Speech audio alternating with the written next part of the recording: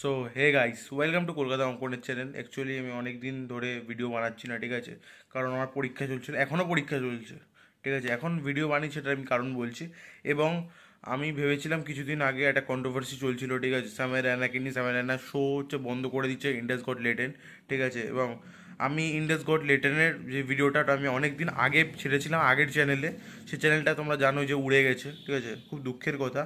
দেন তারপর হচ্ছে আমি আবার ভেবেছিলাম যে বানাবো, কারণ আমাদের ঋত্বিক অধিকারী ইন্ডিয়াস গট ট্যালেন্টকে ঝাইপ্পা একটা শো বানিয়েছিল, ইন্ডিয়াস গট ট্যালেন্ট।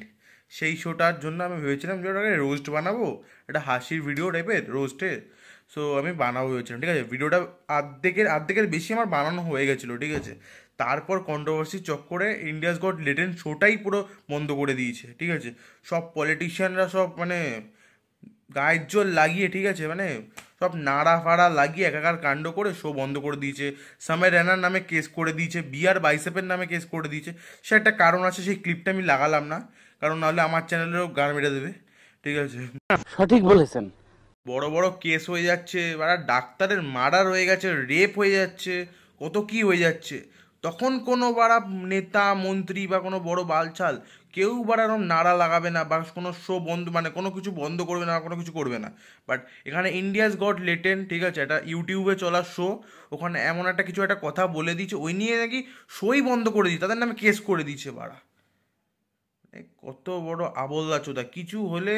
আর কে সে ছোটোদের, মানে যারা ছোট ক্রিয়েটার হয়, যেমন সামেরানা উঠছে, বড় তো হয়নি, বেশি লেভেলে বড় হয়নি, সামান্য উঠছে, উঠতে উঠতে তাকে দাবিয়ে নিচে নামিয়ে দিয়েছে। কারণ ওকে নামানোর দুটো কারণ হচ্ছে, কেন গালাগালি তো সবাই দেয়। কপিল শর্মার শো তো এমন এমন অনেক কথা বলেছে। কপিল শর্মা বড় ক্রিয়েটার বলে, বড় মানে আর্টিস্ট বলে ও কিছু করতে পারলো না। সময় রায়না ছোটো আর্টিস্ট বলে সময় রায়নাকে দাবিয়ে দিল ওরা কেসে চোখ করে। আমি ওই শোটা দেখেছিলাম, ইন্ডিয়াস গট লেটেনের ওই এপিসোডটা দেখেছিলাম, যেখানে অপূর্বা, আশিস চঞ্চলানি, বিয়ার বাইসেপ, সময় রায়না এবং আরেকটা পাঞ্জাবি লোক ছিল। তো যার জন্য এত বামাল হচ্ছে, এত ঝামেলা হচ্ছে, ঠিক আছে। সো ওখানে পুরোটা মজা রয়েছে, পুরো মজা। আর কমেডি শো ভাই মজারই হবে, তো কিছু এদিক ওদিক কথাবার্তা তো হবেই অবশ্যই। তো তাই জন্য ভাই কিছু করার নেই। আর কি করা যাবে, ওরা কেস করে দিয়েছে, শোটাই উড়ে গেল। আর এত সুন্দর শো চলছিল, ওরা সব নেতা মন্ত্রীগুলো ওরা গাঁজাখোর পাগলচোদা হয়, সব ঢ্যামনার বাল বাড়া। আর যদি আমার ভিডিও কোনো নেতা মন্ত্রী শুনছো, তা তুমিও একটা বোকাচোদা খানকি ছেলে।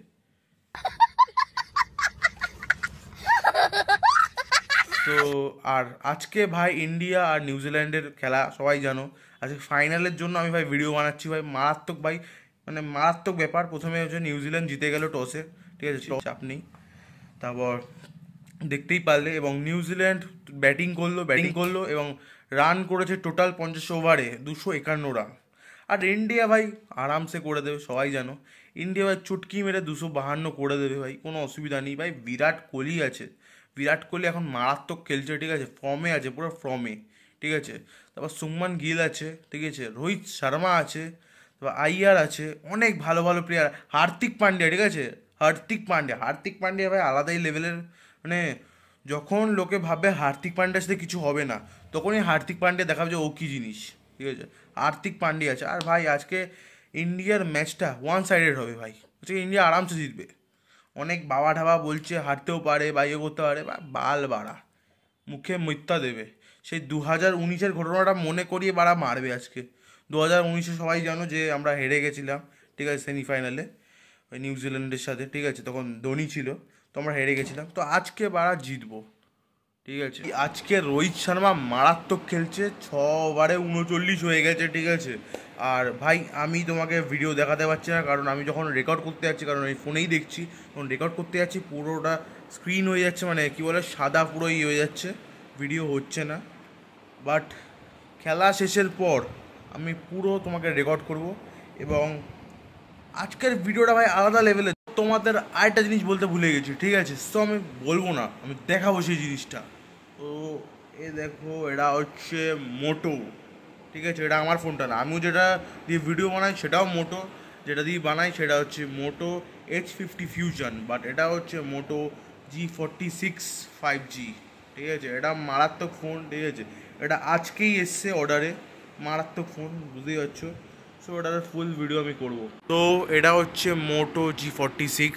তো যখন আনবক্সিং করেছিলাম তখন আমি ভিডিওটা করিনি, পরে আমি ফোনটার আনবক্সিং যখন আবার করবো তখন আমি ভিডিওটা ছাড়বো, ঠিক আছে? এটা আমি এমনি আনবক্সিং ছাড়া আমি ভিডিও করছি এমনি। এটা আমার বাবা কিনেছে G46, 11,000 টাকার মধ্যে বেস্ট ফোন এটাই, ঠিক আছে? এটার মধ্যে ক্যামেরা ভাই 12 MP আর ব্যাটারি হচ্ছে 5,000 MP।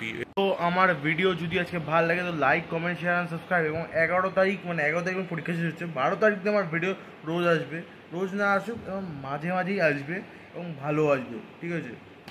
So tata, bye bye, see you soon, goodbye, আবার পরে দেখা হচ্ছে, চলো।